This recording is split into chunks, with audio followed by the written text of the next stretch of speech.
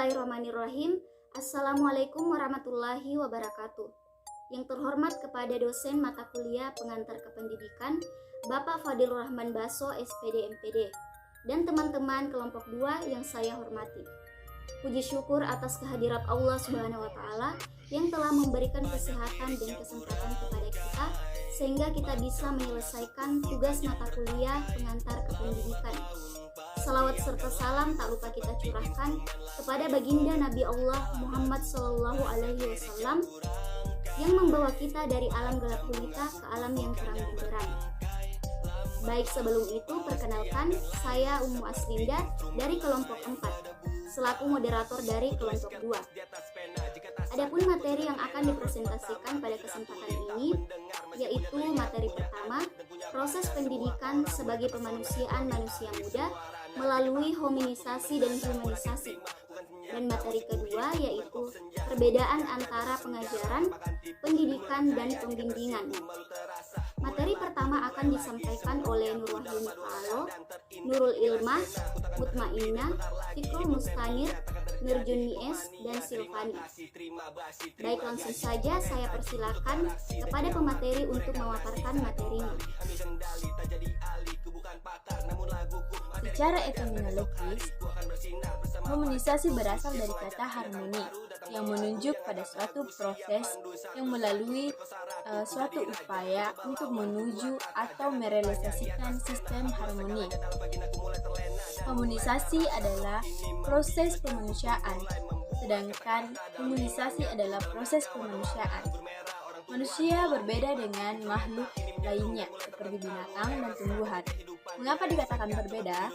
Karena manusia melalui pendidikan dan akan berproses secara hominisasi dan mengunisasikan kediriannya menuju alam kemanusiaan yang lebih tinggi, yaitu manusiawi. Nah, pada edaran kemanusiawian inilah yang akan membentuk jiwa dan karakter manusia menjadi makhluk yang lebih unik. Apa itu humanisasi? Humanisasi dimaknai sebagai upaya memanusiakan manusia. Humanisasi merupakan upaya untuk menyiapkan generasi yang cerdas nalar, cerdas emosional, dan cerdas spiritual, bukan menciptakan manusia yang kerdil, pasif, dan tidak mampu menyelesaikan persoalan yang dihadapi. Pendidikan meniscayakan untuk lebih membentuk manusia lebih manusiawi dan tentunya dengan mengedepankan aspek-aspek kemanusiaan, karena peserta didik adalah manusia yang harus dimanusiakan. Istilah hominisasi dan humanisasi atau memanusiakan manusia muda merupakan sebuah rumusan filsafat pendidikan Dryakara yang mengarahkan pada proses kesadaran untuk memanusiakan manusia. Hominisasi adalah proses pemanusiaan pada umumnya. Manusia berbeda dengan makhluk lainnya seperti binatang ataupun tumbuhan. Manusia tidak akan sampai pada fase kemanusiawian tanpa pendidikan. Lain halnya dengan binatang. Binatang tidak perlu pendidikan karena pada hakikatnya tidak memiliki akal budi, sedangkan humanisasi merupakan proses lanjutan setelah humanisasi. Dalam proses ini, manusia mampu mencapai perkembangan lebih lanjut, realisasi diri dalam laju, budaya, dan ilmu pengetahuan. Hakikat pendidikan menurut Dryakara adalah mendidik dan dididik, merupakan perbuatan fundamental yaitu yang mengubah dan menentukan hidup manusia. Melihat dari beberapa definisi dan hakikat, jelaslah bahwa ilmu pendidikan itu sendiri tidak dapat dilepaskan dari makna pendidikan. Menurut Dryakara, dalam melacak ciri-ciri pendidikan yang humanis dapat ditemukan di dalam gagasannya yang telah disinggung sebelumnya tentang manusia. Singkat kata, pembentukan manusia-manusia yang memiliki keahlian saja tidak cukup. Keahlian idealnya harus dibarengi dengan pendidikan pribadi. Dalam istilah Dryakara, pintar tanpa kesusilaan hanya akan menjadi menteri atau menyalahgunakan kepandaian.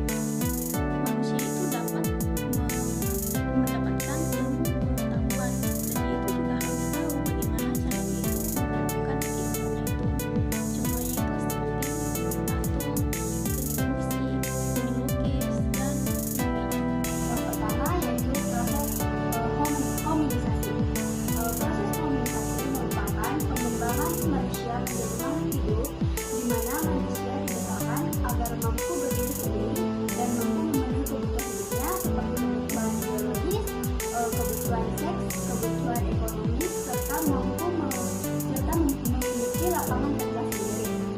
Yang kedua yaitu proses humanisasi. Proses humanisasi adalah proses yang terbuka di mana manusia mampu menguasai ilmu pengetahuan dan penerapannya, penghayatan di bidang seni musik, seni patung, dan sebagainya. Jadi dapat disimpulkan bahwa proses humanisasi dan humanisasi yaitu suatu kesatuan yang terjadi di dalam kehidupan kebudayaan yang mengandung unsur-unsur universal, partikular, dan global, di mana unsur-unsur ini terus berkembang dan mempunyai dimensi waktu, sehingga setiap kebudayaan mempunyai masa lalu, masa kini, dan masa depan. Oleh karena itu, kebudayaan bersifat dinamis dan akan terus berkembang Baik, materi selanjutnya yaitu perbedaan antara pengajaran, pendidikan, dan pembimbingan yang akan disampaikan oleh Dian Syahra, Mulki Subhan, Uday Abiseka Arafena, dan Diza Sadika A. Langsung saja saya persilahkan kepada pemateri untuk menjelaskan dan memaparkan materi selanjutnya. Belajar merupakan bagian dari proses pembelajaran, di mana pembelajaran adalah salah satu upaya dalam mengoptimalkan kegiatan belajar dalam rangka untuk mengembangkan potensi yang dimiliki. Adapun definisi yang merangkul secara umum mengenai belajar adalah proses, aktivitas, dan kegiatan yang dilakukan untuk menambah ilmu, sehingga terjadi perubahan dalam pola pikir, tingkah laku sebelum belajar dibandingkan sesudah belajar. Pengajaran adalah proses belajar atau proses menuntut ilmu. Pengajaran bisa dilakukan oleh dosen, guru, maupun ustaz yang mengajar atau menyampaikan ilmu kepada murid yang belajar. Hasilnya, murid akan menjadi pandai dan berilmu pengetahuan. Pelatihan adalah teknik yang sering digunakan dalam organisasi untuk membangun keterampilan, sikap, dan pengetahuan seseorang guna memenuhi standar yang diterima oleh industri tertentu. Pelatihan dirancang untuk memungkinkan para pembelajar mendapatkan pengetahuan dan keterampilan yang dibutuhkan untuk pekerjaan mereka saat ini. Kemudian, manfaat-manfaat pelatihan. Yang pertama, peningkatan produktivitas kerja organisasi. Kedua, terwujudnya hubungan yang serasi antara atasan dengan bawahan. Ketiga, terjadinya proses pengambilan keputusan yang lebih cepat dan tepat. Keempat, meningkatkan semangat kerja. Kelima, mendorong sikap keterbukaan manajemen. Keenam, memperlancar jalannya komunikasi yang efektif. Dan yang terakhir, penyelesaian konflik secara fungsional. Apa itu bimbingan? Bimbingan merupakan kegiatan yang berkelanjutan, berlangsung terus-menerus, dan bukan kegiatan seketika atau kebetulan. Bimbingan berarti suatu proses pemberian atau pertolongan kepada individu dalam hal mengembangkan diri secara optimal dengan jalan memenuhi diri, memahami lingkungan, mengatasi hambatan guna membentuk rencana masa depan yang lebih baik.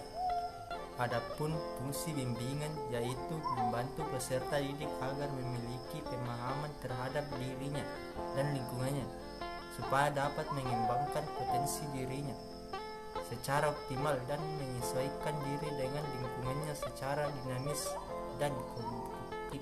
Manfaatnya yaitu membantu dalam mengembangkan minat, bakat, dan potensi yang dimiliki oleh peserta didik secara maksimal, membantu peserta didik dalam mengembangkan kesadaran diri akan kemampuan, potensi, keunikan, dan citra diri, agar peserta didik mampu dalam mengembangkan kemampuan untuk belajar dengan baik.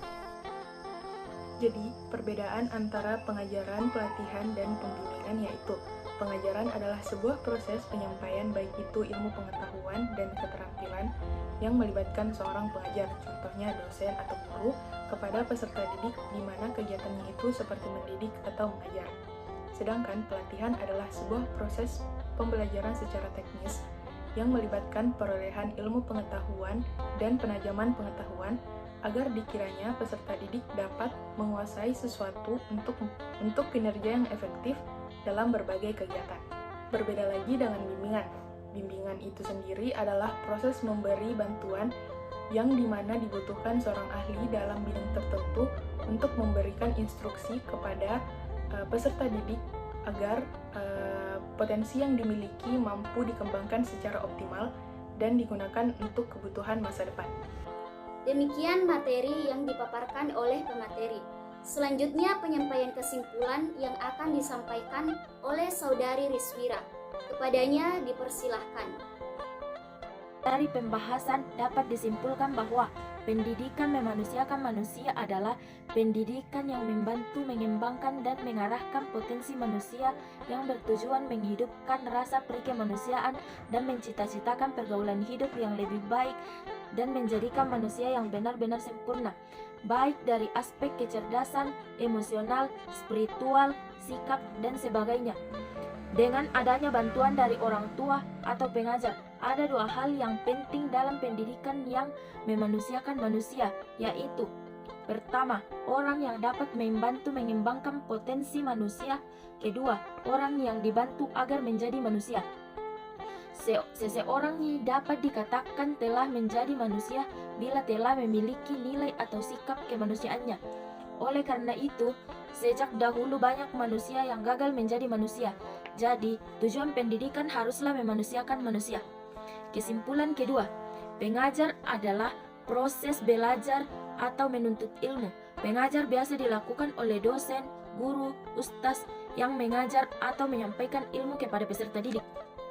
Sedangkan pelatih adalah kegiatan melatih atau mengembangkan suatu keterampilan dan pengetahuan kepada diri sendiri atau orang lain. Dan bimbingan adalah proses pengembangan potensi diri ataupun memecahkan permasalahan yang dialami. Demikian presentasi dari kelompok 2. Saya selaku moderator meminta maaf apabila ada kesalahan dan kekurangan. Wabillahi taufiq wal hidayah. Wassalamualaikum warahmatullahi wabarakatuh.